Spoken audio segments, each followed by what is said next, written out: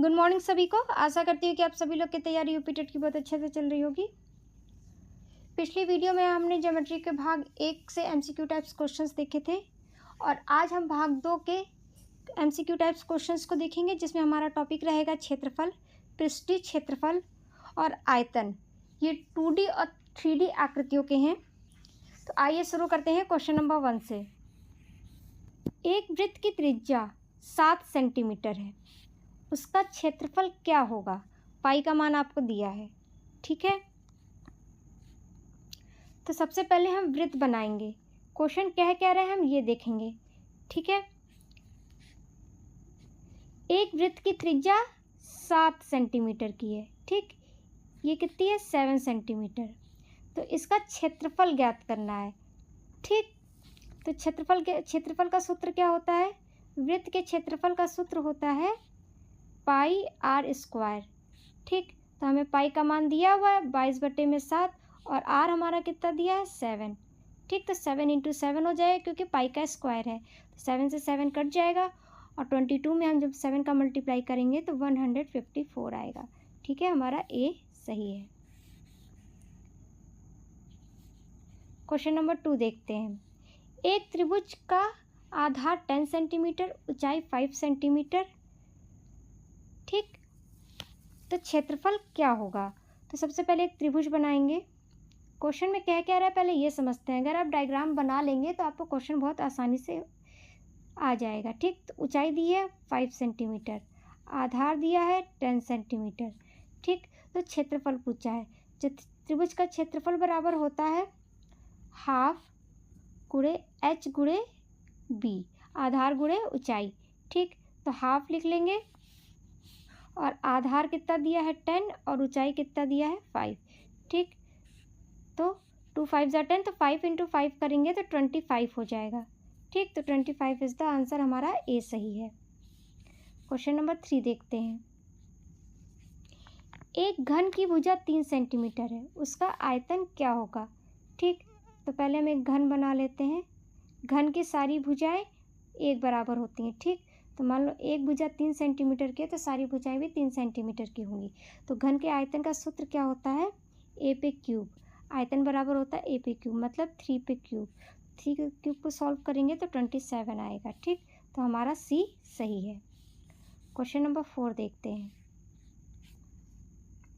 एक घन का आयतन 27 सेंटीमीटर है, क्यूब है। ठीक, इसकी भुजा क्या होगी?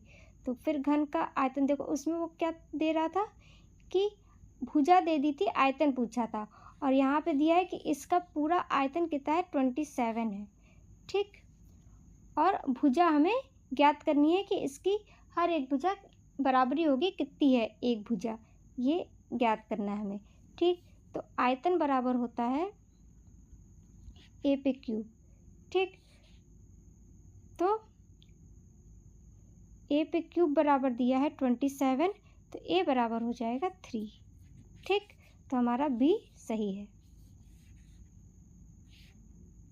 क्वेश्चन नंबर 5 देखते हैं। एक बेलन की त्रिज्या 7 सेंटीमीटर है। ठीक, और ऊंचाई 10 सेंटीमीटर है, तो आयतन क्या होगा? तो सबसे पहले बेलन बना लेते हैं। कह रहा है कि एक बेलन की त्रिज्या ये है जो कितनी दी है? 7 सेंटीमीटर, और जो इसकी ऊंचाई है वो 10 सेंटीमीटर दिया। तो आयतन पूछा है, तो आयतन का सूत्र क्या होता है? पाई आर स्क्वायर एच। पाई का मान हो गया 22/7 और जो हमारा आर है वो 7 सेंटीमीटर का है। ठीक, और जो हमारा एच है वो 10 सेंटीमीटर का। ठीक, 7 से 7 कट गया और जब इसको हम मल्टीप्लाई करेंगे तो आएगा 1540। तो हमारा ए सही है। क्वेश्चन नंबर 6 देखते हैं। एक वृत्त का परिमाप 44 सेंटीमीटर है। ठीक, तो त्रिज्या क्या होगी? क्या कह रहा है पहले ये देखते हैं। सबसे पहले एक वृत्त बनाते हैं। ठीक, वृत्त की जो त्रिज्या है वो है क्वेश्चन मार्क, यही पूछा है। ठीक, और वृत्त का परिमाप क्या दिया है? 44 सेंटीमीटर। ठीक, तो वृत्त के परिमाप के फॉर्मूला क्या होता है? वृत्त का परिमाप बराबर होता है 2 पाई आर। तो 44 बराबर दिया है 2 पाई आर। ठीक, इसको इधर लिख लो, मान में कोई अंतर नहीं, वही चीज़ है। अब हमें आर ज्ञात करना है, तो आर बराबर हो जाएगा 44 इंटू 7, ठीक। और ये पाई का मान है यहाँ पे 22/7 और नीचे 22 इंटू 2 आ जाएगा। तो इसको जब करोगे तो कट जाएगा, 7 बचेगा, तो 7 जो है ए सही है, ठीक। क्वेश्चन नंबर अब 7 देखते हैं। कह रहा है क्वेश्चन में, यदि त्रिज्या दुगुनी कर दी जाए तो वृत्त का क्षेत्रफल कितना हो जाएगा, ठीक। तो मान लो त्रिज्या आर है, तो कह रहा है कि त्रिज्या को हम 2r कर दें। यही कह रहा है क्वेश्चन में कि यदि त्रिज्या दुगुनी कर दी जाए तो वृत्त का क्षेत्रफल पे क्या होगा।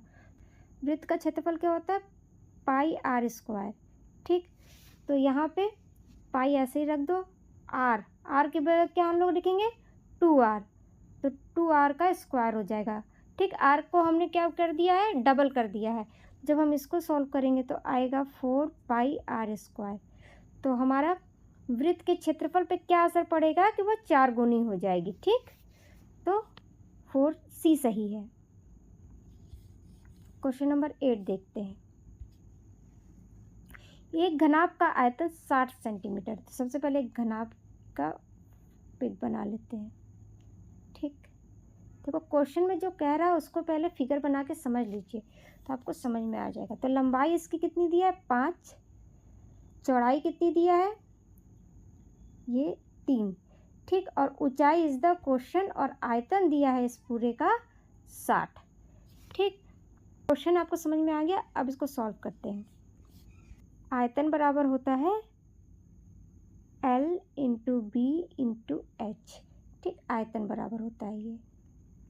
तो आयतन हमारा 60 दिया है, L कितना दिया है 5, चौड़ाई 3 और h हमें ज्ञात करना है। तो h बराबर हो जाएगा 60/5 इंटू 3। जब हम इसको सॉल्व करेंगे तो आएगा 12, 3 से काटेंगे तो 4, तो h बराबर आ जाएगा 4। तो हमारा C सही होगा, ठीक है। अब क्वेश्चन नंबर 9 देखते हैं। बेलन का वक्र पृष्ठीय क्षेत्रफल का सूत्र क्या होता है। तो क्या होता है वक्र पृष्ठीय क्षेत्रफल का, तो 2 पाई RH। तो 2 पाई RH हमारा C सही है, ठीक है। फिर है क्वेश्चन नंबर 10, गोले का आयतन क्या होता है, ठीक। तो गोले का आयतन का सूत्र होता है 4/3 पाई r क्यूब। तो हमारा 4/3 पाई r क्यूब B सही है, ठीक। तो हमारा यहाँ पे ये ज्योमेट्री का यानी ज्यामिति का दूसरे भाग का MCQ भी समाप्त होता है। अब हम नेक्स्ट वीडियो में ज्योमेट्री के तीसरे भाग का MCQ देखेंगे। तो अगर आपको वीडियो अच्छी लगी हो तो लाइक करिए, चैनल को सब्सक्राइब करिए, अधिक से अधिक शेयर करिए।